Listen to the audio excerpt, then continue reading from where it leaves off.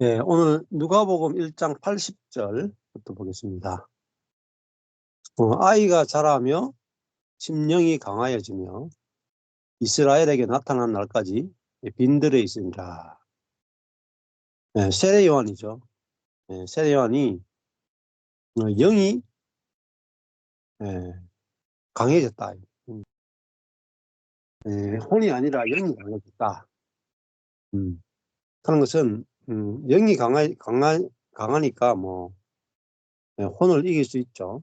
생각이나 감정이나 의지를 이길 수 있는 그걸 이제 영이 강해졌다 이런 표현을 써요. 그러니까 영과 혼이 나누어져야 혼을 이길 수 있어요. 근데 영과 혼을 나누지 않으면은 혼이 혼을 못 이기거든요. 그래서 보통은 이분설은 몸과 이제 혼으로 나누니까 혼으로 살면 혼을 다룰 수가 없어요. 혼이 혼을 어떻게 다룹니까? 근데 영이 있으면 영이 혼을 다스릴 수 있거든요. 그래 혼과 영은 다르구나. 혼은 생각과 감정과 의지죠. 근데 이 생각과 감정, 의지를 다스릴 수 있는 거 영이. 근데 이 영이 이제 성령과 하나 되면 우리의 생각과 감정과 의지를 이길 수가 있어요. 그러니까 대부분의 그리스도인들이 의지로 산다. 의지, 자기 의지. 자매들은 주로 감정으로 살고요. 형제들은 주로 생각으로 살아요. 대부분. 근데 생각으로 사는 형제나 감정으로 사는 자매나 또 의지로 뭐 할 수 있다고 생각하는 사람은 몸에 있는 죄성의 지배를 받게 돼요. 근데 이길 수가 없어요. 이걸 깨닫는데 수십 년이 걸려요. 혼과 영이 나누어지는데 수십 년이 걸립니다. 근데 혼과 영이 빨리 나누어질수록 영이 혼을 다스리면 되는구나. 그러니까 영이 내 자아를 다스리면 되는구나 하면은 그 자아에게서 해방이 됩니다. 내가 내 생각에서 해방되고 내 감정에서 해방되고 내 의지에서 해방되면 아주 자유롭단 말입니다. 즉 내 자신이 하나님에 의해서 통치가 된단 말이에요. 내가 내 자신이 하나님께 통치 안 되면 내 자신이 하나님 나라가 안 되거든요. 근데 세례 요한은 영이 강해졌다. 그것은 성령에 의해서 그의 혼이 다스려졌다 이 말이죠. 이게 중요한 겁니다. 이것보다도 큰 일이 없고 이것보다도 놀라운 일이 없고 이것보다도 신기한 일이 없어요.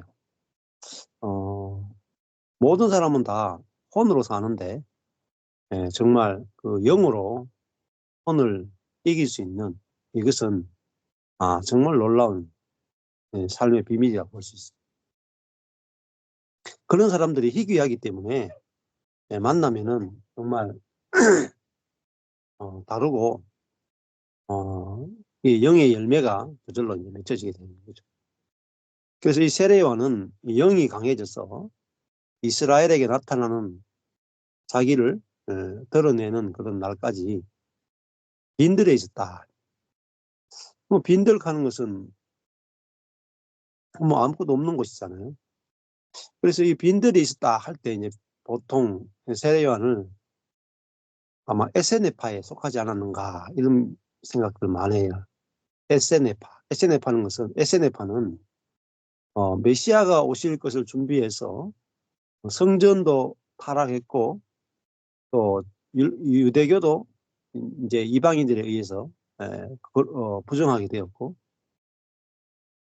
그래서 성전 중심의 신앙에서 이제 떠나서 성전에 왜냐하면 대제사장이 아론의 자손들이 아니라 돈을 주고 대제사장이 됐거든요. 그럼 대제사장이 가짜면 성전은 다 가짜가 되는 겁니다. 그래서 이들은 에세네파들은 유대 광야에서 살았어요. 광야에서 자기들끼리 전 재산을 헌납하고 공동체 생활을 하면서 메시아가 올 것을 준비했어요. 그래서 무기도 준비하고 그리고 성경을 필사하면서 그들이 메시아가 오면 메시아의 군대로 일어날 것을 준비했던 사람이 주로 에세네파입니다. 그러니까 광야에 있었으니까 아마도 세례요한은 그 에세네파에 소속되어서 자라지 않았을까 이런 예측들을 하긴 합니다. 여하튼 세례요한은 빈들에 있었죠. 예. 그러니까 이 빈들에서 하나님이 이 세례요한을 기르시고 양육하시고 준비하게 하셔가지고 때에 이제 세례요한을 쓰신단 말입니다. 그러니까 빈들은 뭐 사실은 뭔가 사람들이 생각할 때 뭐 선한 것이 나오겠나 이렇게 생각하는 곳이 빈들이잖아요. 근데 하나님의 사람이 어디서 준비되고 있었느냐? 빈들에서 준비되고 있었다. 광야에서 준비되고 있었던 거죠. 예. 그러니까 이게 하나님의 세계예요. 어떻게 가늠한 현장에 잡힌 여자가 그리스도의 제자가 되고 우물가 여인이 수가성을 다 복음화시켜내고 그런 것들은 정말 우리가 인간의 생각으로는 상상도 할 수 없는 거죠. 뭔가 경건하고 열심히 있고 기도하고 하나님께 헌신되어 있고 이런 사람들이 땅을 복음화시킬 것 같은데 전혀 준비가 안 돼 있는 사람이잖아요. 가늠한 현장에 잡힌 여자, 뭐 그 베데스다 연못에서 38년 된 병자, 뭐 준비할 게 뭐 있습니까? 병 들어가지고 그냥 낫기만 기다리고 있는 그런 병자의 신세인데 가난하고 병들고 더럽고 율법도 모르고 이런 사람들이란 말입니다.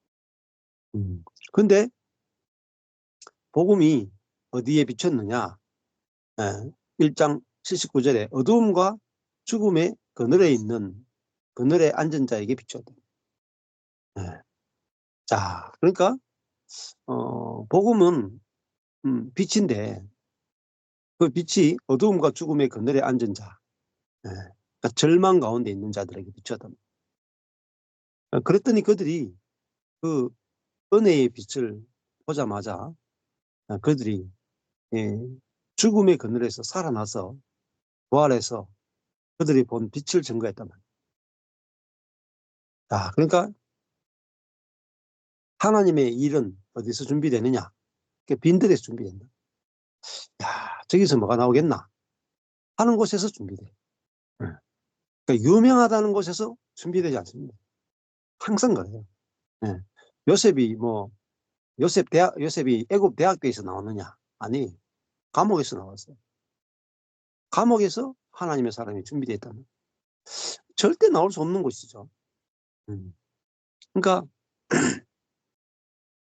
야, 그렇구나. 하나님의 사람은 정말 상상도 하지 못한 것이 나오는 겁니다. 나사렛에서 예수가 나왔다. 나사렛에서 무슨 선한 것이 나오겠냐? 그런 말을 들었죠. 그 교회를 핍박하던 자가 신약 성경 절반을 기록한 사람이 됐어요. 어떻게 교회를 핍박하는 그 사람이 신약 성경 전체를 절반을 기록하냐면 절반 이상 자기 제자까지 합치면 누가까지 합치면 신약 성경 3분의 1을 기록했거든요. 바울과 누가가. 그러니까 뭐 야, 그러니까 복음 자체가 어두움과 죽음의 그늘에 앉은 자에게 비치는 거. 전혀 소망이 없는 자, 가망성이 없는 자. 그들에게 빛이 비쳐서 그들이 하나님 나라 역사의 중심에 서는 겁니다. 이게 은혜의 역사예요. 그러니까 소망이 있지 않습니까? 빈들에서 하나님의 사람이 준비됐다. 빈들에서. 도저히 준비될 것 같지 않은 자기가 준비한 게 아니라 하나님이 준비시키신 거죠. 자기가 공부한 것이 아니라 하나님께서 과정을 통해서 준비시키셨다. 이게 중요한 거예요. 자, 그러니까 다윗도 뭐 아둘람 굴에서 보면 망한 자, 쫓기는 자, 뭐 그런 자들을 모아서 뭐가 되느냐? 예, 유다 왕국이 만들어지는 거예요. 다윗 왕국이 만들어지는 거예요. 예. 그러니까 다 망한 인생들이 모였는데 그들이 하나님 나라를 이루어요. 예수님이 오셨을 때도 전부 다 죄인들, 여자들, 병든 자들, 또 문둥병자들, 뭐 갈릴리에 있는 혼합주의 신앙을 갖고 있는 자들, 수가성 우물가 여인, 예수님 대신에 예, 십자가를 지고 갔던 구레네 시몬, 이런 사람들, 그리고 귀신 들린 여자들, 그죠? 뭐 이런 여자들이 다 하나님 나라의 중심이 되는 거예요. 중심. 자, 이게 하나님은 세상에서 버려진 사람들을 들어서 하나님 나라를 만드는 거예요. 그러니까 세상에서 버림받고 종교에서도 버림받고, 내 인생이 이제 끝났다 하는 그 사람들에게 빛이 비춰서 그들이 죽음에서 부활한단 말이에요. 부활은 절대 부활이라고 하는 게 뭐냐면 그리스도와 함께 부활했다. 그 죽음에서 일어났다 이게. 에게이로 죽음에서 일어났다가 부활이에요. 자, 그 부활이 하는 게 무슨 뜻이냐? 절대 불가능한 거다. 자, 부활은 절대 불가능한 것이 일어났다. 이게 부활이에요. 뭐 죽은 자가 일어날 수가 없잖아요. 안 그래요? 죽은 자는 화장터로 가야 되지. 죽은 자가 일어났다. 그럴 수가 없단 말이에요. 가끔 가다가 가짜로 죽었다가 이렇게 소생하는 사람이 있어도 진짜 죽은 사람이 일어날 수가 없는 거예요. 네. 예를 들어가지고 뭐 어떤 사람이 죽었어요. 뇌를 크게 다쳐가지고 뇌를 막 수술을 하고 뇌를 다 드러냈어. 그런 사람이 일어나는 경우는 없어요. 심장이 잠시 멈췄는 사람이 일어날 수는 있어도 심장을 그냥 떼가지고 이식해줬는데 일어난 사람 한 명도 없어요. 이때까지. 그러니까 부활이라고 하는 건 뭐냐? 부활은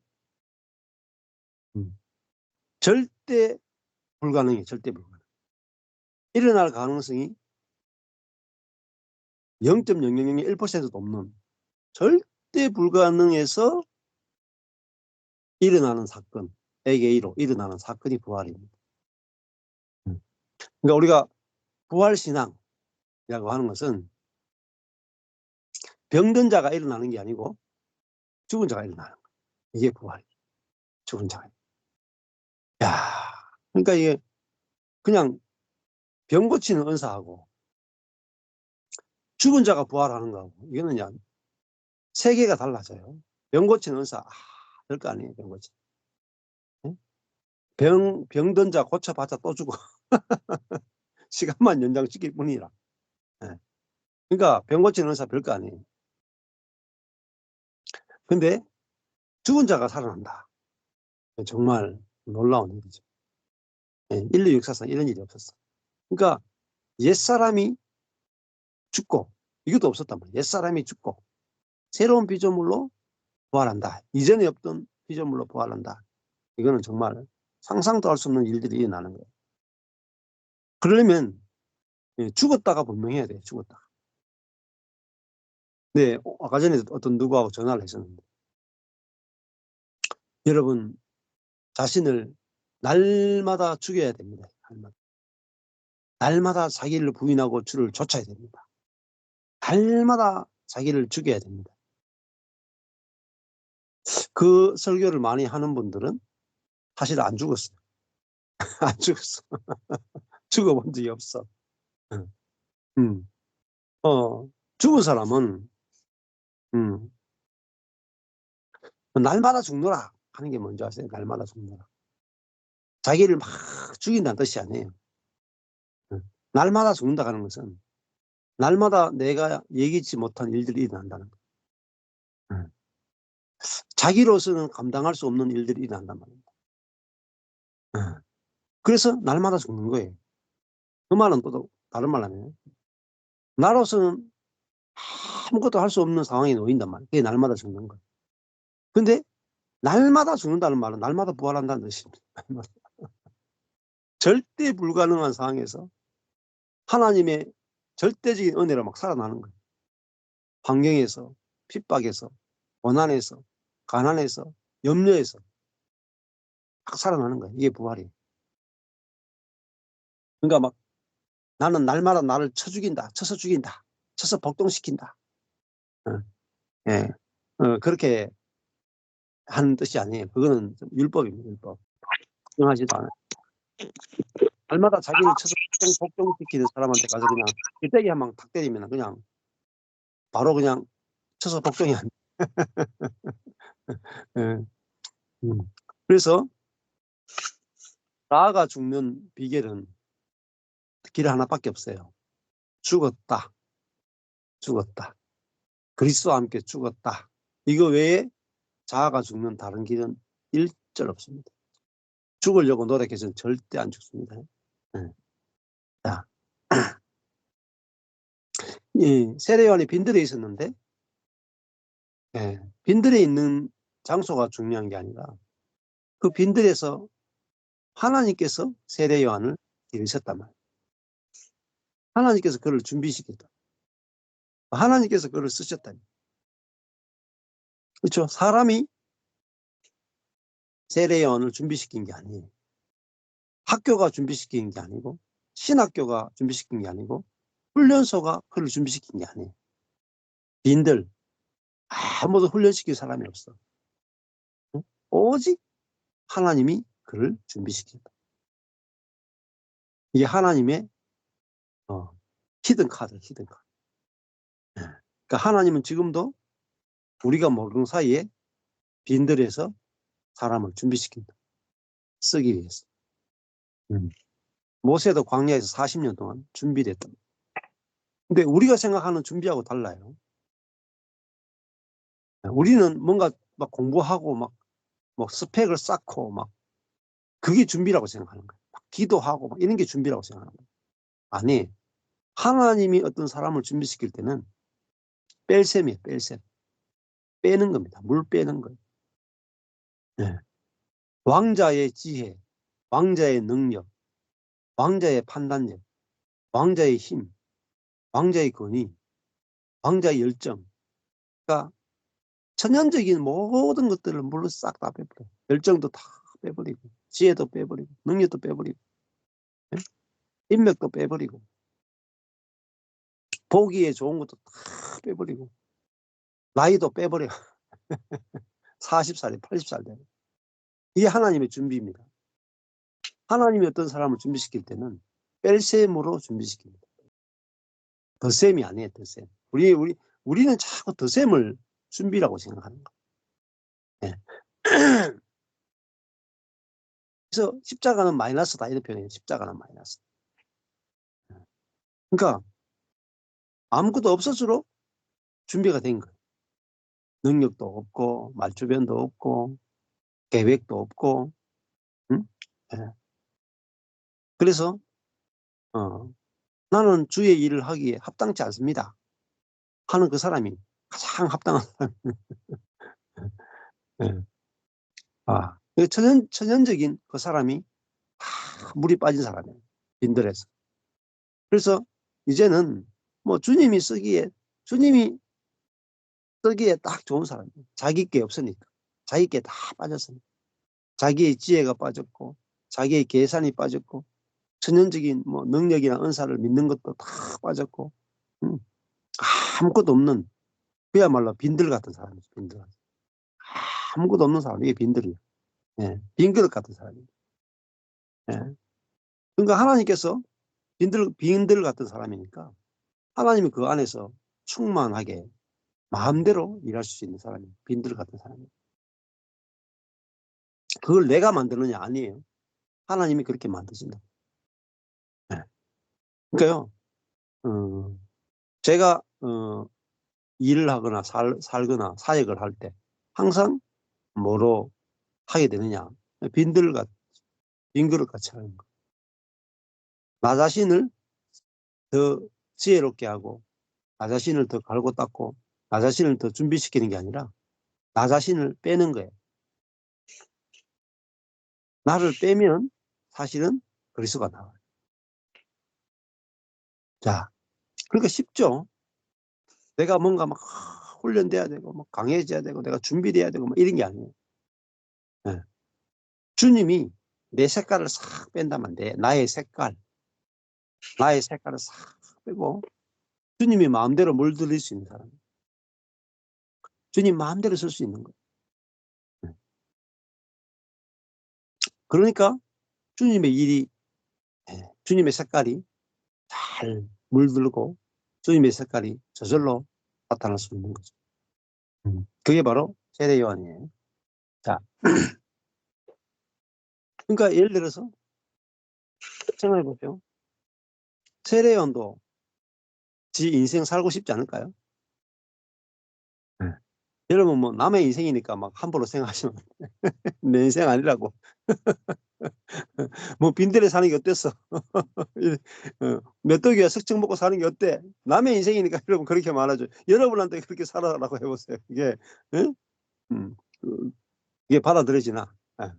여러분이 혼자 저 빈대래 산다고 생각해보세요. 공동체도 아니고 빈대래 산다고 생각.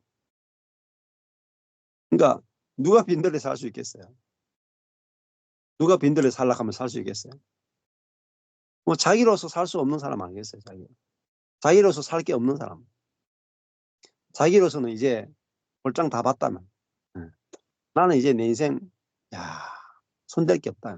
손대봤자 내가 내 인생 뭐 다 망했기 때문에 이제 난 내 인생에 대해서 손댈 게 없다. 예. 완전 빈 인생이다. 그래서 주님이라도 내 인생 써주시면 제가 감사히 제가 받겠습니다. 이게 빈들이. 그 천국잔치 비유 보면 그런 거잖아요. 천국잔치 비유 보면은 처음에 천국잔치에 손님들을 초청하는데 제일 먼저 초청 명단은 다 잘 나가는 사람이에요. 뭐 소도 사고 밭도 사고 결혼도 시켜야 되고 먹을 게 풍성해요. 그러니까 잔치 안 가도 항상 먹을 게 집에서 아침, 점심, 저녁을 잔치상으로 먹는 사람들. 그래서 뭐 그 왕이 잔치에 오라 그러니까 야, 나 아침에 그 실컷 먹고 와가지고 그 갈 일이 없다. 난 내일만 해도 바쁘다.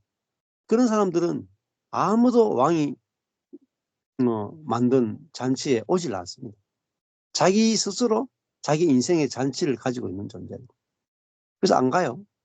근데 누구만 가느냐? 힘든 사람들, 먹을 게 없는 사람들. 그런 사람들은 나 안 불러주나 하고 저작거리에 앉아 있다가 막 굶주리고 있는데 와가지고 잔치가 있다 들어라 하니까 뭐 두 말 없이 들어갔다. 그것처럼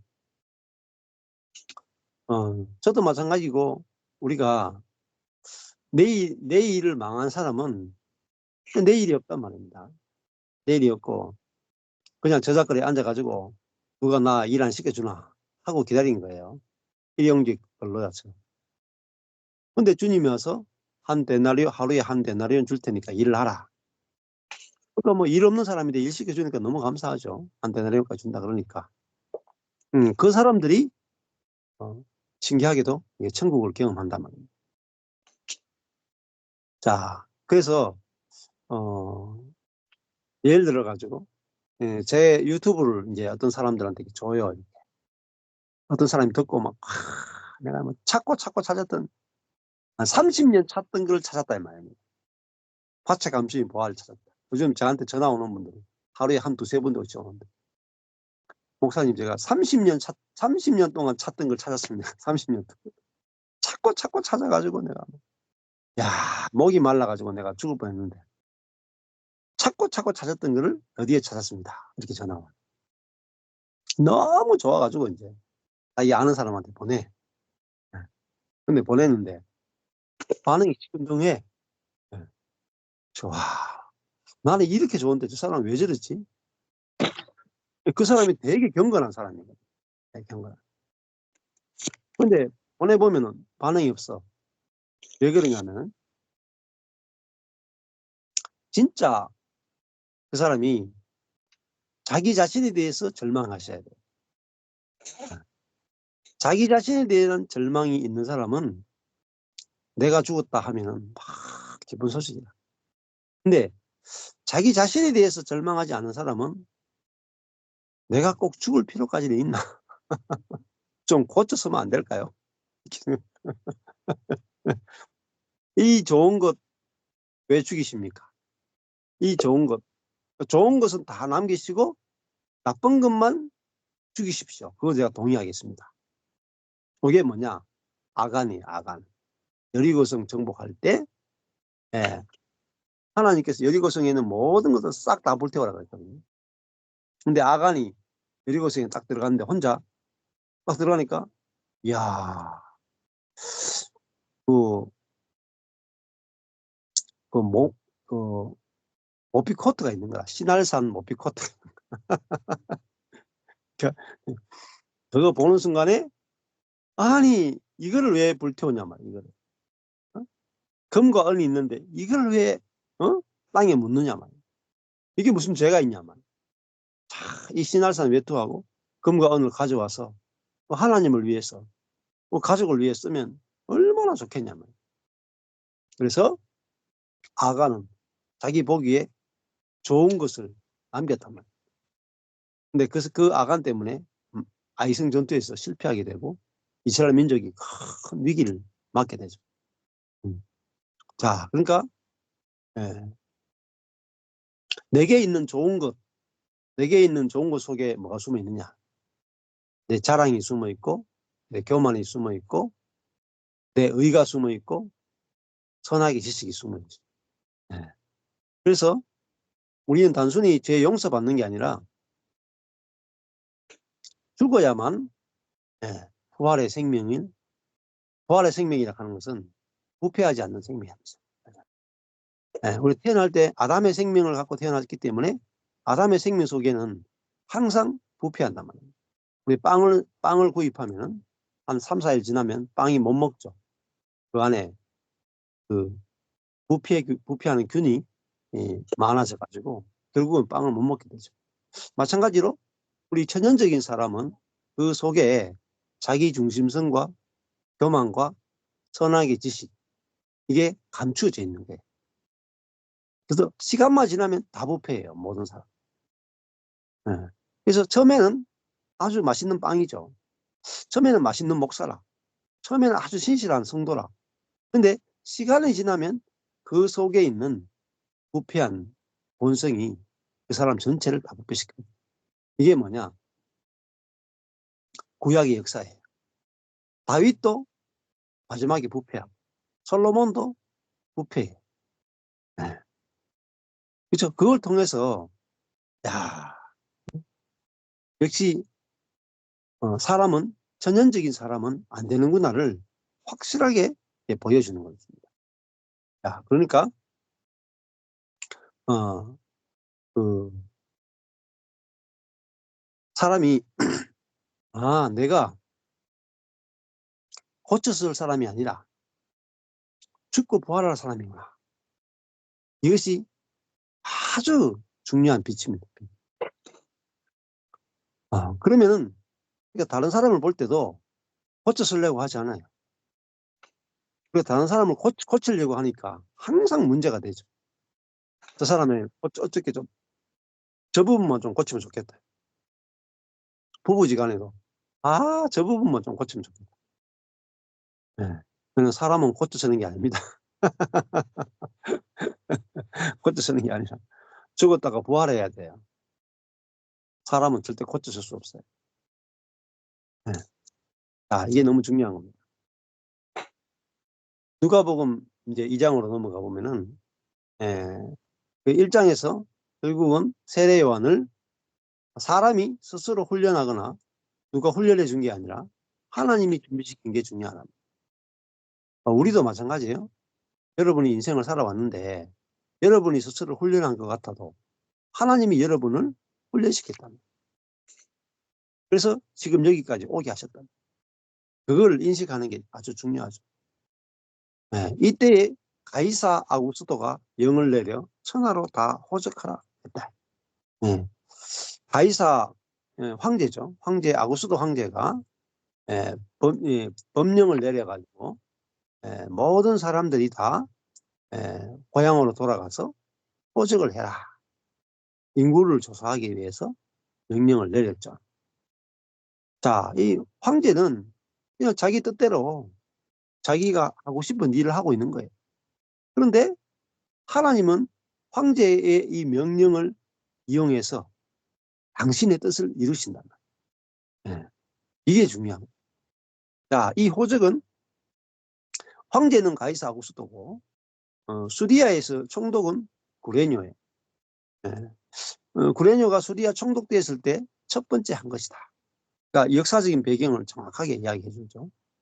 그래서 모든 사람이 호적을 하러 각각 고향으로 돌아가요. 그래서 요셉이 고향이 어디냐? 다윗의 집 족속이에요. 다윗의 집 족속. 요셉이. 그래서 어디로 가야 되느냐? 다윗이 태어난 곳이 베들레헴이잖아요. 그래서 요셉도 다윗의 집 족속인 걸로 베들레헴이라는 동네로 가서 호적을 해야 돼요. 그래서 어디냐? 북쪽에 있는 갈릴리 나사렛에서 사마리아를 거치지 않고 아마 요단강을 동편으로 건너서 가능성이 높아요. 그래서 유대를 향하여 베들레헴이라고 하는 아주 먼 거리를 걸어서 베들레헴이라는 다윗의 동네로 가게 됩니다. 자, 그래서 반드시 메시아는 어디서 태어나야 되느냐? 베들레헴에 태어나야 돼. 베들레헴. 레헴은 빵이고 벳은 집이라. 빵집이에요. 빵. 이 베들레헴에서 메시아는 태어나야 다윗의 후손으로 태어나고 예언을 이루게 되는 거죠. 그러니까 만약에 가이사 아구스토가 영을 내리지 않았다면은 예수님은 베들레헴에서 태어날 수 없죠. 그러니까 그러면 메시아가 안 되는 거잖아요. 그러니까 예수님의 인생에서 일어나는 모든 환경이나 모든 것들이 하나님의 주권에 의해서 움직이고 있다는 걸 볼 수가 있습니다. 그래서 정말 신기하게도 그때 그 마리아의 아가 예수를 낳을 때 딱 그때 호적을 내려야 돼요. 그러니까 하나님 하시는 일은 하나님 하시는 시간, 때는 너무나 정확하다는 걸 아셔야 돼요. 네. 그래서 구레뇨가 수리아 총독되었을 때 첫 번 호적을 해야 돼요. 그래야 마리아가 배가 안 불렀을 때 가도 소용없고 애 놓고 가도 소용없고 베들레헴에 도착했을 때 바로 아기를 낳을 그 시기에 꼭 호적을 하러 가야 돼. 그래야 예수가 어디서 태어나느냐? 베들레헴에서 태어날 수 있는 거예요. 자, 그러니까 하나님께서 예수님이 베들레헴에서 태어나려면 황제가 호적 명령을 내려야 되고 그 명령한 시기가 구레뇨가 수리아 총독 됐을 때라야 되고 그리고 요셉이 다윗의 족속이고 그래서 베들레헴이라는 동네로 가야 거기서 메시아가 탄생한단 말이에요. 자, 그러니까 모든 일이 하나님의 계획과 뜻 안에서 이루어지는 걸 볼 수가 있죠. 그러니까 우리도 마찬가지입니다. 야, 하나님이 이렇게 정확하게 일하신다는 거. 2장 1절에 이때. 그리고 구레뇨가 수리아 총독 되었을 때 이게 무슨 말입니까? 하나님의 때가 있다면 하나님의 때. 우리 인생에서 하나님의 때가 있습니다. 이게 틀어지면 안 되겠죠. 일찍 간다고 좋은 것도 아니고 늦게 간다고 좋은 게 아니고 딱 마리아가 아기를 낳을 때에 베들레헴에 가야 돼요. 베들레헴. 이게 하나님의 때입니다. 그러니까 우리 인생에서도 정확한 때가 있어요. 그러니까 뭐 저 전도서나 이런 말씀 보면 유명한 말씀이 있죠. 때에 대해서.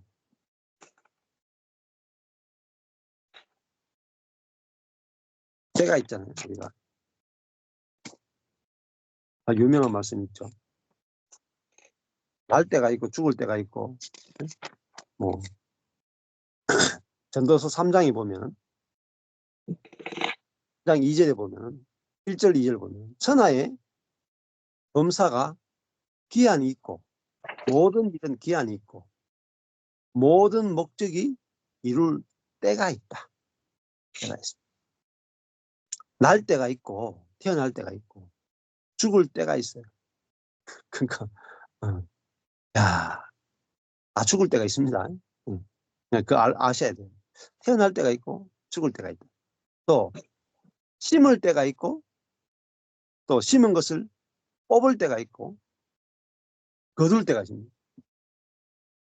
죽일 때가 있고 치료시킬 때가 있으며 헐 때가 있고 세울 때가 있다.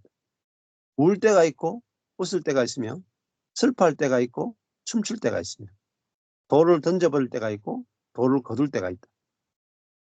우리 인생에서 이런 일이 다 일어난다는 거예요. 웃을 때가 있고 슬퍼할 때가 있고 울 때가 있고 춤출 때가 있다. 그러니까 울 때 좀 우셔도 괜찮아. 슬퍼할 때 좀 슬퍼해도 괜찮아. 춤출 때는 마음껏 춤추셔도 괜찮아. 다 그런 때가 있거든요. 그러니까 우리에게 주어진 때에 하나님 주신 때에 그대로 좀 받으셔도 괜찮아요. 받으셔.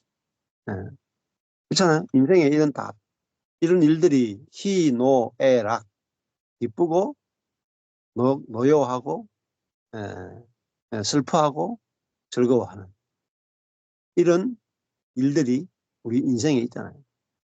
그래가지고 슬퍼할 때는 슬퍼하고 기뻐할 때는 기뻐하고 춤출 때는 춤추고 자 우리 안에 있는 그리스도의 생명은 두 가지 다 있어요. 우리 안에 있는 부활의 생명은 밖에 있는 어떤 환경을 초월하는 생명이다. 그래서 밖에서 어떤 일이 일어나도 내 마음이 고요한 것이 부활의 생명입니다.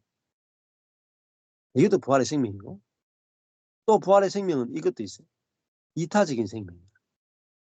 너무 고요하기만 하면 또 이것도 별로 안 좋을 수도 있어요. 그러니까 상대방이 슬퍼할 때 함께 슬퍼하고 상대방이 기뻐할 때 함께 기뻐한다. 이 말은 뭐겠어요? 상대방에게 맞추어지는 생명입니다. 이타적 생명이다. 부활의 생명.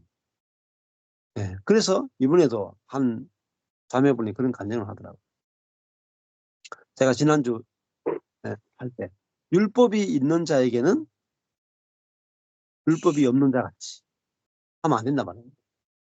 나는 율법이 없어도 율법이 있는 자에게는 나는 율법에서 해방되었어도 율법에 있는 자 같이 또 율법이 없는 자에게는 율법이 없는 자 같이 바울이 그런 말 하거든요. 그 말은 내가 기준이 아니고 상대방이 기준이 될 수 있는 게 부활의 생명이다. 자, 그러니까 부활의 생명은 이타적 생명이기 때문에 내가 단순히 고요하고 평안한 것만 있는 게 아니다. 어떤 환경에도 기본적으로 평온해요. 그런데 평온하지만은 또 내 속에는 이 부활의 생명은 사랑이다. 사랑. 그래서 상대방이 힘들 때 같이 울어줘요. 울어주면서 평안하다니까. 울어주면서 평안하면서 울어줄 수 있어요. 음. 그러니까 또 우리가 이제 이 때가 있다는 걸 아는 게 중요하잖아요. 돌을 던져버릴 때가 있고 돌을 거둘 때가 있으며 안을 때가 있고 안는 일을 멀리할 때가 있으며 찾을 때가 있고 잃어버릴 때가 있으며 지킬 때가 있고 버릴 때가 있으며 찢을 때가 있고 꿰맬 때가 있으며 잠잠할 때가 있고 말할 때가 있으며 사랑할 때가 있고 미워할 때가 있으며 전쟁할 때가 있고 평화할 때가 있고 자 그러니까 그러면서 결론이 일하는 자가 그 수고로 말미암아 무슨 이익이 있으랴. 예. 그러니까 일하고 수고해도 때에 안 맞으면 아무 소용없다는 말이에요. 때에 안 맞으면. 예. 우리가 잃어버릴 때 아무리 해봤자 얻을 수가 없어요. 예.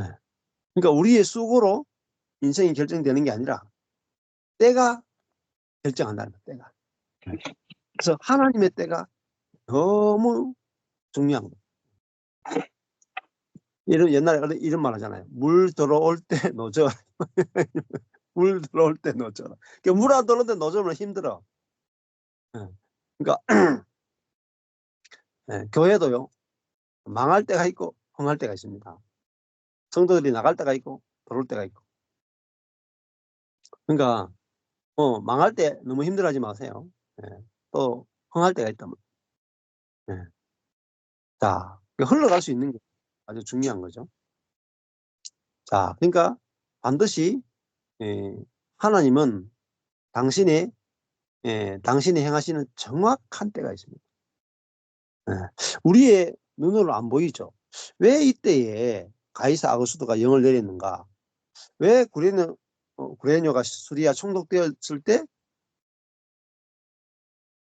첫 번 호적을 냈는가? 마리아가 갖다나 배가 막 애 놓기 일보 직전 배가 남산만 할 때 아닙니까? 임신 10개월인데 호적하러 가야 돼. 보통 일입니까?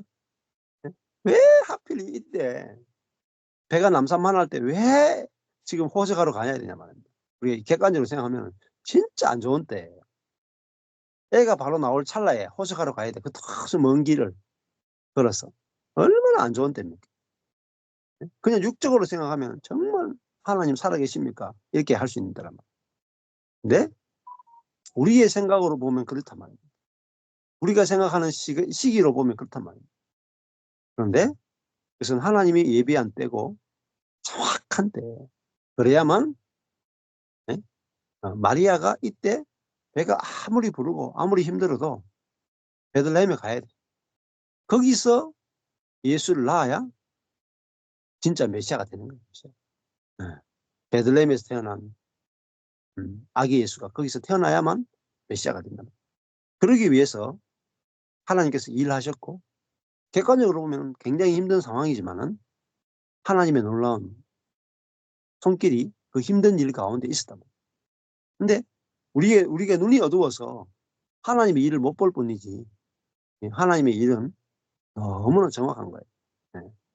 마리아 입장에서 보면은 하나님이 너무 시간을 못 맞춰도 진짜 못 맞추는 분이에요. 근데 하나님의 뜻에 보면은 너무나 정확한 시기예요. 그러니까 우리 인생도 있잖아요. 하나님의 때를 기다리십시오. 하나님 때가 옵니다. 초조해할 필요가 없어요. 기다리면 하나님께서 일하실 때가 옵니다. 겨울이 아무리 길어봤자 3개월입니다. 겨울이 아무리 길어봤자 3개월이다. 봄은 온다니까요. 봄은. 그러니까 기다리면은 편안하게 봄이 어차피 올 거니까 편안하게 기다립니다. 저도 어차피 내가 망했지만은 어차피 하나님의 때가 온다. 그래서 제가 낚시하면서 편안히 기다렸습니다. 근데 그걸 모르면은 죽도록 고생하면서 기다려. 죽도록 고생하면서 죽도록 쉬지를 못해요. 이게 막 낚시하면서 막 쉬면서 기다리면 얼마나 편해요. 근데 그냥 고속버스가 내일 아침 9시에 동대구에서 영등포 간다고 칩시다. 근데 내일 아침 9시 되면 반드시 동대구역에 가면 그 영등포 가는 고속버스가 9시에 출발하거든요. 근데 그 때를 모르면은 야 도대체 몇 시에 가야 되냐 지금부터 가야 되냐 생각하시고 난리인 거라 난리. 근데 내일 아침 9시에 동대구에서 영등포까지 고속버스 출발한다. 그 때를 정확하게 아는 사람은 집에서 편안하게 자다가 딱 1시간 전에 집에서 출발해서 영등포 공대구역에 딱 가면 바로 고속버스가 딱 준비되어 있고 거기서 딱 타면 바로 그냥 영등포에서 딱 시간을 낭비하는 게 하나도 없는 거예요. 예. 버스가 안 오는 시간은 편안하게 집에서 하면 돼. 때가 되면 버스가 탁 오는 거야. 그러니까 인생이 얼마나 쉬운지 몰라요. 근데 자아는 하나님의 때를 모르거든요. 하나님이 일하신다는 걸 모르는 거예요. 하나님이 하나님의 때에 일하시는 분이다. 이걸 모르는 거예요. 왜 내 때에 일하지 않느냐? 왜 이렇게 늦느냐? 뭐. 하나님이 일하시긴 하시느냐? 뭐. 계속 이렇게 가다가 보니까 계속 고생만 하는 거죠. 저는 때를 기다려요, 때를. 왜냐면 제가 애써봤자 고속버스를 내일 아침 9시 오기로 했는 고속버스를 애써봤자 일찍 오게 할 수 없어요.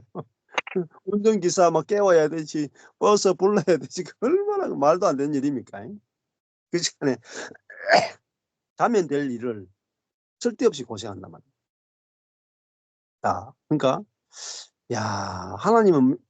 하나님은 다 준비하고 계신 거라. 세례요한도 준비하고 계시고 또 지금 예수님이 태어날 때도 정확하게 준비하고 계십니다.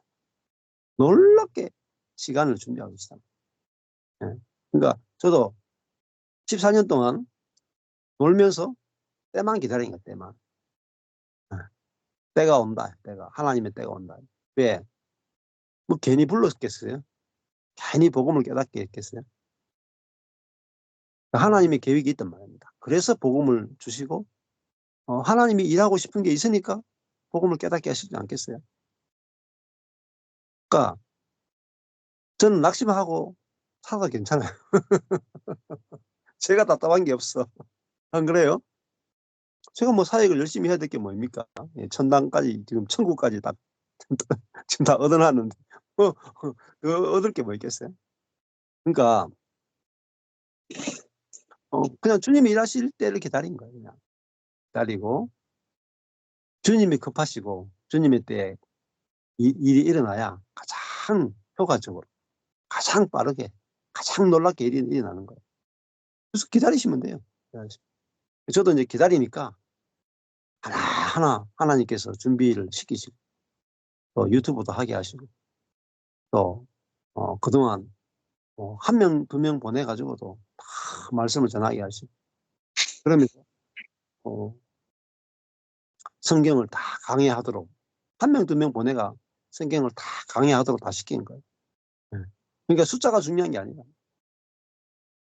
지금 내가 살아가고 있는 하나하나가 지금 하나님이 우리에게 주신 최적의 상황이에요. 쉴 때는 쉬는 게 제일 좋은 거고 물 들어오면 노젓는 게 제일 좋은 거고 그러니까 우리가 하나님이 일하시는 대로 따라가면 되는 거죠. 그래서 지금 가이사 아우구스도가 영을 내리도록 만드는 것도 하나님이고 그 요셉과 또 마리아가 베들레헴으로 가게 하는 것도 하나님이시죠. 그리고 거기서 예수가 태어나게 하는 것도 하나님이시죠. 그들은 왜 이런 일이 일어난지 전혀 알지 못해요. 근데 우리는 이렇게 보면 이제 성경에 기록되어 있으니까 왜 이런 일이 일어난지를 환하게 보이는 거죠. 마찬가지로 예수님과 또 마리아, 요셉이 예수를 낳는 이 사건을 보면서 내 인생이 보여야 돼요.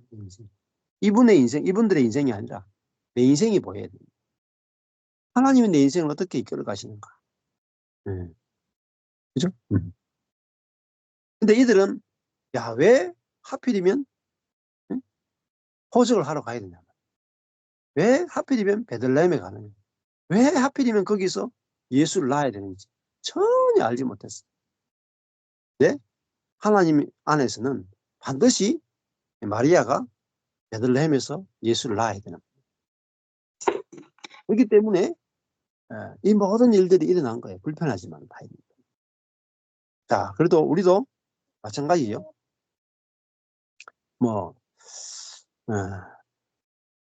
여러분이 결혼한 대상도 마찬가지입니다. 마리아와 요셉이 꼭 결혼해야 되고 여러분도 여러분 자신과 지금 남편이 꼭 결혼해야 되고 자식들도 우리 부모가 예? 엄마 아빠가 꼭 만나야 내가 태어나고 그렇잖아요. 하나라도 비껴나가면 여러분 못 태어나요. 예. 또 부모가 엄마 아빠가 다르면 자식도 완전히 다른 존재가 태어나요. 예. 그러니까 알고 보면은 아 우리 자녀가 태어나는 것도 내가 이 남편, 이 아내를 만나지 않으면 불가능한 거고 자녀들도 내가 좀 마음에 안 들지만은 우리 엄마 아빠가 꼭 만나야 내가 태어나는 거야. 그러니까 야 이거는 뭐 바꿀 수 없는 거예요. 음. 내가 존재하려면은 응? 꼭 우리 엄마 아빠가 있어야 돼.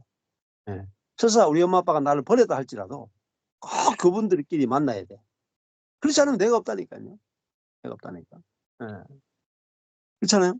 나를 고아원에 맡겨도 꼭 내가 존재하려면 그 부모가 불장난을 했어야 내가 태어나는 거예요.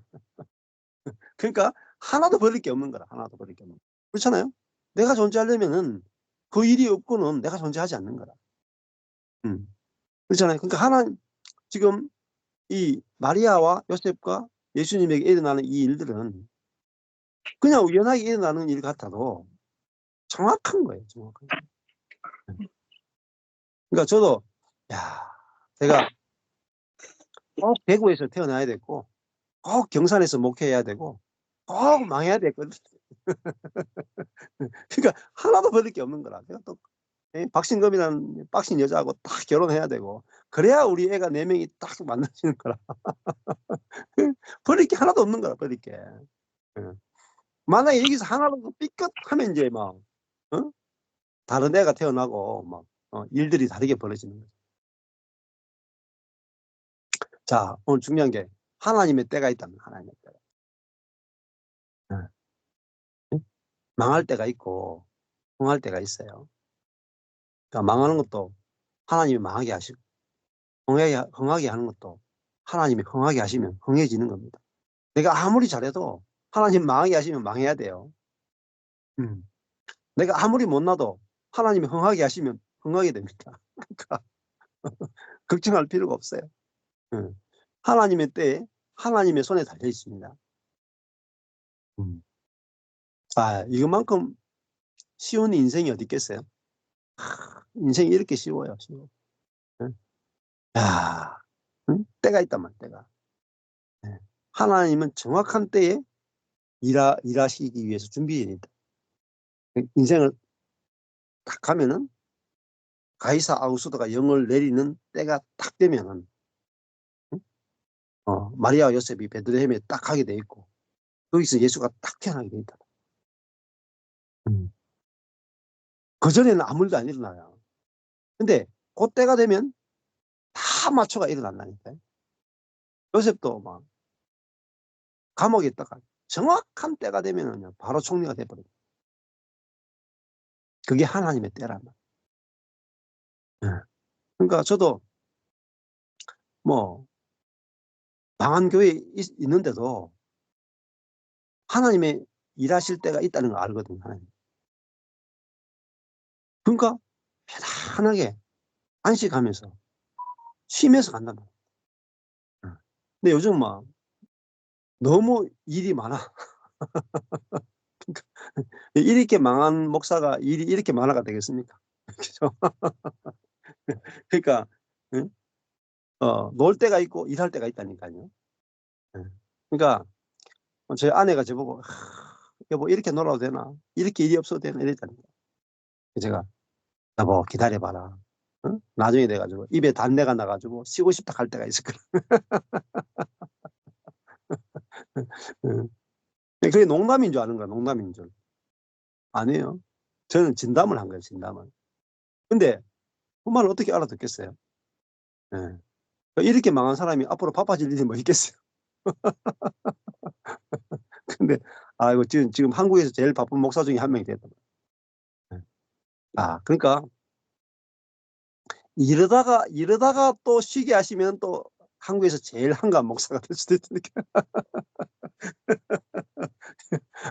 그러니까 하나님의 때가 있다니까요. 그러니까 일할 때는 일하고 놀게 하시면 놀고. 그러면 쉬워요, 쉬워. 그 쉬면서 이제 안식하면서 네. 누가 일하느냐? 누가 일하느냐? 하나님이 일하시죠. 응. 가만히 있어. 앉아있어. 앉아있어. 자, 마리아와 요셉이 일한 게 아니고 하나님이 다 일하시는 거예요. 그러니까 그 때가 되니까 너무너무 놀라운 일이 나는 거예요.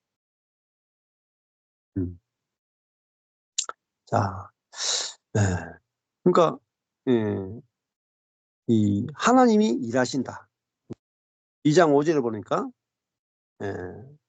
베들레헴이라는 다윗의 동네로 그 정혼한 마리아와 함께 호적을 하러 올라가니 마리아가 이미 잉태되었더라. 자,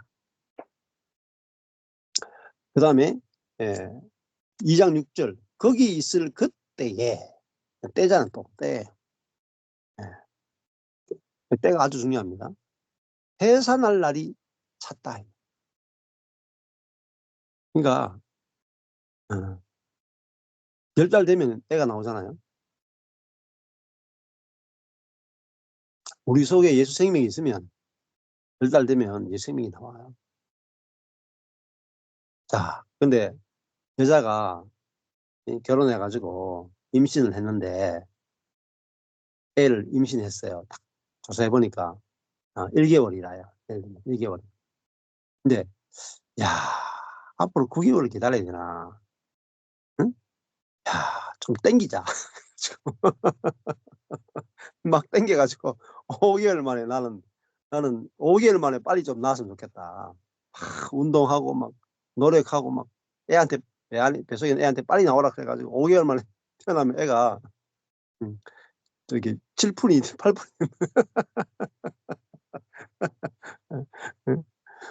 또 여자가 임신을 했는데 예? 아내가 임신을 했는데 야, 좀 힘들다. 나는 10개월 만에 놓기는 좀 힘들다. 한 20개월 있다가 놓고 싶다. 그러면 애가 죽어요. 엄마도 죽고. 어? 그러니까 무조건 10달 되면 무조건 나오는 거예요. 10달 되면. 조금 일찍 나오고 조금 늦게 나오는 게 차이가 있지. 차이 나봤자 뭐 보름. 요즘 개발 좀 일찍 인큐베이터 들어가는 애들은 그래도 또 너무 급해가지고 한 2~3달 땡길 수는 있지만은 그래도 인큐베이터가 필요한 거야. 자, 우리가 예수 생명을 잉태했으면 때가 되면 해산합니다. 그러니까 성령이 내 안에 계시면 내 안에서 성령의 열매가 맺히거든요. 그러니까 조급할 일이 하나도 없습니다. 하나도 없고. 자, 그러니까 저도 그랬어요. 제가 목사잖아요. 근데 하나님 저 불렀습니까? 처음에 제가 하나님 저 불렀다고 생각하고 제가 목회를 했거든요. 근데 이제 딱 망하고 나니까 14년에 딱 망하는 자리에 가니까 이런 생각이 들더라고요. 내가 진짜 부름받았나? 사람 그래요. 망하면 하나님 나 부르는 거 맞나? 내 혼자 이것도 뭐 오버해가지고 목사 된 거 아이가 이런 생각 드는 거예요. 근데 복음을 깨닫게 하고 난 다음에 하나님께서 야, 복음으로 나를 불렀구나. 복음으로 나를 불렀구나. 이 생각이 들더라고요. 그러니까 내가 스스로 헌신한 게 아니고 주님이 나를 불렀으니까 부르신 분이 안 쓰시겠나. 네. 그렇잖아요. 주인이 일꾼을 불렀으면 주인이 원하는 때에 일꾼한테 이거 하라 그러고 저거 하라 그러고 하지 않겠어요? 그러니까 야, 주님이 나를 불렀으니까 주님의 때에 쓰고 싶은 대로 쓰십시오 하고 기다린 거예요. 그러니까 뭐 이건 뭐 종이 할 일이 아니다. 주인이 할 일이니까 주인 마음대로 하십시오 하고 기다린 거예요. 때가 되니까 주님 일하시는 거예요. 네. 쉬게 하시면 쉬고 일하게 하시면 일하고. 근데 반드시 주인은 종을 자기 필요에 따라서 부르거든요. 반드시 쓸모가 있습니다. 주인의 때가 있고. 그러니까 걱정할 필요가 하나도 없어요. 근데 우리들의 생각보다 주인의 생각은 훨씬 더 크고 놀라워. 상상을 초월합니다. 요즘 보면은 놀랍죠, 저는. 이 망 목사가 막 사람들이 찾아오고 또 교회가 세워지고 지금 이번 세미나는 막 자리가 없을 것 같아요. 지금 80명. 저번에 50 몇 명 앉았는데도 비좁았거든요. 지금 80명이라. 저번에 좀 창문에 앉았다가 또 졸다가 떨어지는 분이 몇 사람이 살려내야 될 텐데. 예. 보세요. 이것을 위해서 제가 노력한 게 없어요. 그냥 제 일이 아니다 말이에요. 제 일이 아니에요. 주님의 일이다. 주님이 원하셔가 하시는 일이잖아요. 그래서 뭐 숫자가 많아져도 되고 숫자가 적어져도 되고 뭐 제 일이 아니다. 주님의 일이다. 주님이 원하시니까 하지 않겠어요? 그러니까 우리도 느긋하게 살고 있으면 저절로 베들레헴에 도착하고 거기서 예수를 낳게 되는 거야. 예수를.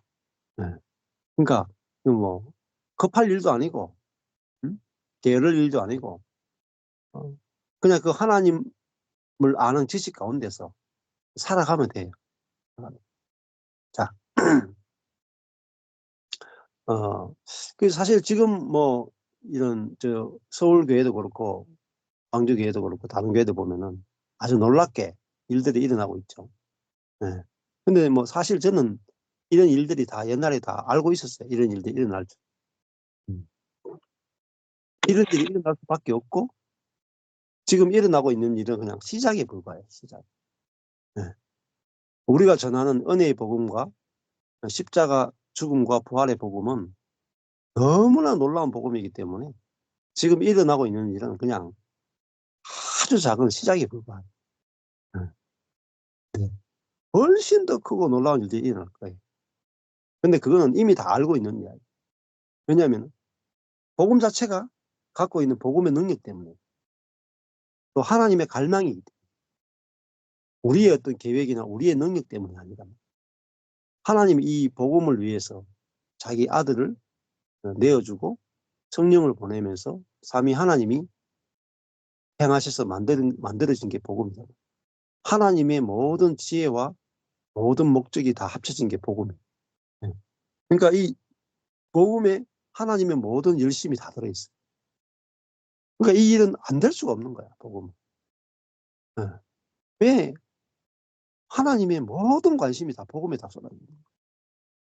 그러니까 우리는 관심이 없어도 괜찮아요. 왜? 하나님 자신이 너무 열심을 갖고 계신 거예요. 그러니까 제가 놀았죠. 왜? 이거는 뭐 저의 열심과 상관없는 거예요. 하나님의 열심이 이 구속의 역사를 이루셨단 말입니다. 자신의 열심으로. 그러니까 그 복음을 실컷 만들어 놓고 하나님 다 됐다 하고 그냥 주무실 분이 아니라 그러니까 복음을 이루신 다음에 이 복음을 땅 끝까지 증거하면서 이 땅에 하나님 나라를 이루기 위해서 하나님은 열심을 갖고 일하신단 말이에요. 자, 그러니까 우리는 그것을 하나님의 열심을 보는 거란 말이에요. 그래서 때가 되면 여러분 이루어지는 거예요. 때가 되면. 그래서 여러분의 인생, 여러분을 다 하나님께 부르셨고 여러분을 쓰기 위한 계획 가운데서 다 부르셨어요. 때가 되면 하나님이 여러분을 부르신 목적이 나타납니다.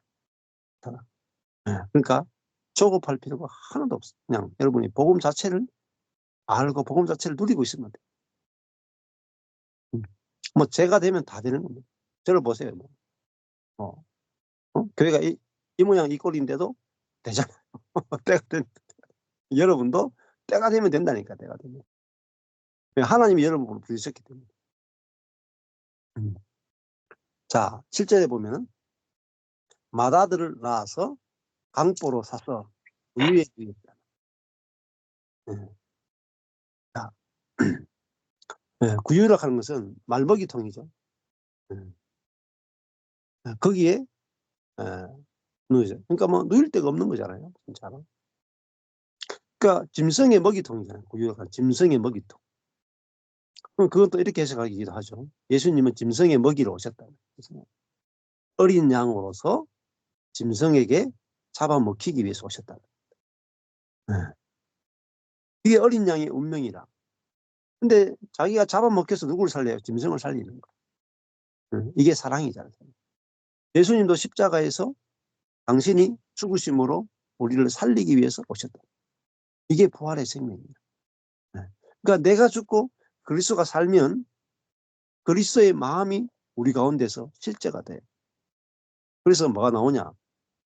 내가 어린 양으로서 짐승의 밥이 되고 싶은 그 사랑의 마음이 나와요. 기꺼이 내가 상대방의 밥으로서, 양식으로서 내 생명을 내놓고 싶은 마음. 그게 뭐죠? 아버지의 마음, 아빠의 마음, 하나님 아버지의 마음. 그것이 부모의 마음이에요. 응? 진짜 부모. 하나님이 우리 아버지가 되어주신다. 그 아버지는 자식을 위해서 목숨을 버리는 것. 목자는 양을 위해서 목숨을 버리는 것. 그게 진짜 목자죠. 그러니까 주님이 이 땅에 오신 것은 우리에게 군림하기 위해서 오신 분이 아니에요. 하나님 우리를 심판하고 군림하기 위해서 오신 게 아니라 인간의 먹이가 되기 위해서 오셨다. 인간의 손에 죽으러 오셨다. 야, 이런 하나님 어디 있습니까? 네? 인간을 죽이러 오신 게 아니라 인간의 손에 잡아먹기로 오셨다. 그래서 우리를 살리신 분이 하나님이시다. 네. 이런 하나님 우리가 안 믿으면 어떻게 되겠어요? 이런 하나님의 사랑을, 이런 하나님의 마음을 몰라주는 게 죄입니다. 몰라주는. 그것이 바로 가장 어리석은 사람이에요. 하나님의 사랑을 모르는 게 가장 어리석은 사람. 그러니까 우리가 어떤 사랑을 받았는지 모르는 거라. 어떤 사랑을 받은 존재인지 모르는 거야. 그래서 우리 인생이 허전한 거예요. 자, 예수님은 짐승의 먹이로 오셨다. 그러니까 육식동물은 사자는, 늑대는, 곰은 양을 먹어야 살잖아요. 양을 먹지 않고는 굶어 죽어요. 그래서 양은 자기 목숨을 내놔야 짐승이 사는 거라. 그래서 다른 길이 없는 거라. 그래서 자기 목숨을 내놔서 짐승을 살리기 위해서 오셨다. 그게 십자가의 사랑이에요. 그 그리스도의 마음이, 그리스도가 내 안에 들어오면, 그리스도의 영이 우리 안에 들어오면 우리가 그리스도 예수의 뭘 가졌어요? 마음을 가졌다. 마음을 가졌다. 내가 죽고 예수가 산다는 것은 결국 예수 그리스도가 내 안에 들어오니까 예수 그리스도의 마음이 우리 속에 왔는 거야. 그때요, 인간이 가장 행복한 때가 언제 좋았습니까? 인간이 가장 행복할 때가 내가 죽어서 하나님을 살릴 때, 내가 죽어서 다른 사람을 살릴 때 가장 행복한 거야. 네. 그게 어떻게 보면 순교라, 순교. 십자가야, 십자가. 예수님이 십자가 죽으면서 불행했던 게 아니란 말이에요. 네. 예수님 자신이 죽어서 우리를 살리는 길이기 때문에 그 십자가가 가장 행복한 길이에요. 이 땅에 사는 사람 가운데 가장 의미 있고 유일하게 의미 있고 유일하게 행복한 분이 예수라고. 생각해 보세요. 뭐 우리가 뭐 이 땅에 태어나가지고 잘 먹고 잘 살다가 죽었다. 아무 의미가 없다. 아무 의미가 없어. 근데 이 땅에 태어나서 내가 죄인을 살리기 위해서 내 목숨이 쓰임 받았다. 그것만큼 의미 있는 일이 어디 있겠어. 그러니까 우리 인생이 의미가 없으면 아무런 가치가 없단 말이야. 허무하단 말이야. 잘 먹고 잘 살았는데 등이 따뜻하고 배가 부르게 살았는데 의미가 없단 말이에요. 그래서 지금 현대인들이 왜 자살하느냐? 의미를 못 찾는 거예요. 인생의 의미를 못 찾는 거예요. 의미가 없으니까 방황하는 거예요. 뉴질랜드 살기 좋거든요. 뉴질랜드에서 못 살면은 호주로 넘어가면은 호주에서 다 받아줘요. 예. 호주 그 살기 얼마나 좋고, 응? 돈 벌기도 어렵지 않아요. 조금만 하면 돈 쉽게 벌어. 아유, 자연 경관이 얼마나 깨끗한데요. 막. 다 바닷가라. 근데 바닷가도요, 바다 냄새 하나 안 나더라고요. 비린내 하나도 안 나. 어디 가든지 다 너무 깨끗해가 바로 수영할 수 있고, 바로 고기 잡을 수 있고, 살기 너무 좋아. 야, 뭐 호주나 뭐 뉴질랜드 지상천국이야. 근데 사람이요, 청년들이 자살해요. 왜? 너무 무료해요. 의미를 못 찾겠어. 왜? 내가 이렇게 뭐 무료하게 오래 살아야 될 이유를 모르겠어. 청소년 자살률이 제일 높답니다, 세계에서. 우리가 편안하다고 인생이 행복한 게 아니고, 의미를 알아야, 내가 왜 사는지 의미를 알아야 사람은 진정한 평안과 진정한 기쁨을 누리고, 그 다음에 사랑이 있어야 사람은 행복해. 진짜. 사랑. 응. 응. 내 자신을 다 주고 싶은 사람이 있어요. 내 자신. 내 자신을 다 내어주고 싶은 사람이 있어요. 내 자신을 다 내어줘도 아깝지 않은 어떤 대상이 있어야 돼. 여러분의 인생을 다 줘도 아깝지 않은 그런 대상. 하나님이 있고, 옆에 주변에 지체들이 있고, 여러분의 인생을 다 허비해도 하나도 아깝지 않다. 오히려 내가 허비할 수 있는 대상을 만나서 너무너무 행복하다. 이게 진짜 행복이에요. 자기 자신을 위해서 하는 것은 절대 만족에 이를 수가 없어요. 뭐 이번 주일날 설교 이 부분 조금 하겠지만은, 예. 우리 안에 예수 생명이 오게 되면 이타적 생명이 오니까 너무 행복하다. 예? 내 인생을 누군가를 위해서 허비할 수 있는 게 행복하다. 내 인생을 형제 자매를 위해서 허비할 수 있는 게 행복하고, 내 인생을 자녀를 위해서 허비할 수 있는 게 행복하고, 내 인생이 하나님께 허비될 수 있는 것으로 인해서 너무 행복한 거야. 왜? 내 인생이 쓰일 때가 있거든. 쓰일 때가. 예, 아주 가치 있게 쓰일 때다. 하나님을 살리고 가족을 살리고 지체를 살리는 일에 내 인생이 쓰일 수 있는 거, 그만큼 의미 있는 일이 없단 말이야. 예. 그러니까 허비되지만 너무 기쁜 거야. 그래서 옥합을 깨뜨린 여인이 1년치 연봉, 자기 결혼 자금을 예수님의 발을 씻는 일에 다 깨뜨려가지고 싹 허비하잖아요. 근데 이 여인은 너무 행복한 거야. 자기 인생을 드릴 수 있는 분이 있다는. 자기 인생을 다 바쳐도 하나도 아깝지 않은 어떤 분을 만났다. 이것이 인생의 가장 큰 행복이에요. 그러니까 사람이, 야, 내 인생을 바칠 만한 누군가가 없다. 그러면요, 이게 마치 촛불과 같아. 계속 타가지고 다 타버리고 남는 게 없는 거야. 어차피 탈 건데, 어차피 인생은 촛불처럼 타간단 말이야. 근데 이 촛불처럼 타가는 인생이 누군가를 비춰줄 수 있는, 자기는 죽고 가지만 누군가를 비춰주면서 죽잖아요. 이게 촛불이단 말이야. 그러니까 촛불이 시들어가도 슬프지 않는 것은 시들어가면서 누군가를 비춰주기 때문에. 그렇잖아요. 거기서 우리는 진정한 행복을 발견하잖아요. 그러니까 부모는 늙어가도 괜찮은 거야. 자식 새끼들이 바라바라하게 자라는 거 보면은 내가 늙는 것이 괜찮아. 근데 자식이 없는데 내가 늙어가잖아요. 아, 괴롭다니까, 이거는. 괴로워요. 예. 그렇잖아요. 내가 죽고 자식이 살면 되잖아요. 아, 그러니까 내가 죽어도 괜찮은 거야. 근데 내가 죽고 아무것도 없다. 이거 한 거야, 한 거야. 예. 안 그래요? 예. 그러니까 허무하지 않는 것은 음, 내 인생을 체인지할 게 있어야 된단 말이에요. 교환할 게 있어야 된단 말이에요. 빨리 교환하셔야 돼, 내 인생을. 내 인생을 어? 예수님이 이 땅에 오셔가지고 우리의 인생과 자기의 인생을 교환하셨다. 빨리 엿박아 먹었다. 그게 가장 행복한 분이죠. 우리도 마찬가지입니다. 우리의 인생을 자기를 위해 쓰면은 허무한 거야. 허무한 거.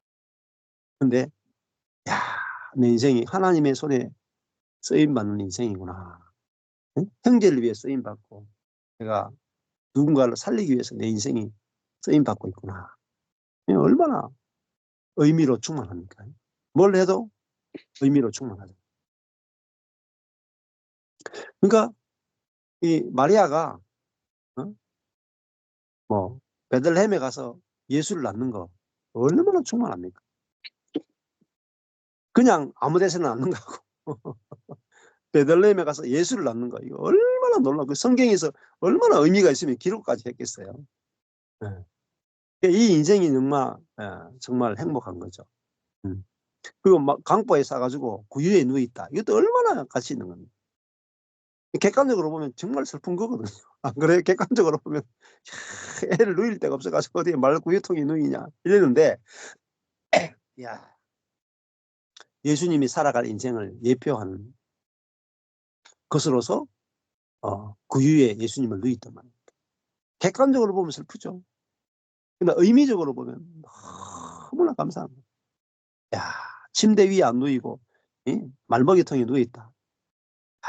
이것은 예수님의 인생을 보여주는 그림이다 말이에요. 그러니까 여기 너무 가난하게 말구이통에 아기 예수를 누이도 야, 너무너무 행복한 거, 너무너무 합당한 거. 예. 야, 그렇죠? 예. 예. 근데 사관에 있을 곳이 없었단 말입니다. 그래도 너무너무 만족하고 감사한 거죠. 예.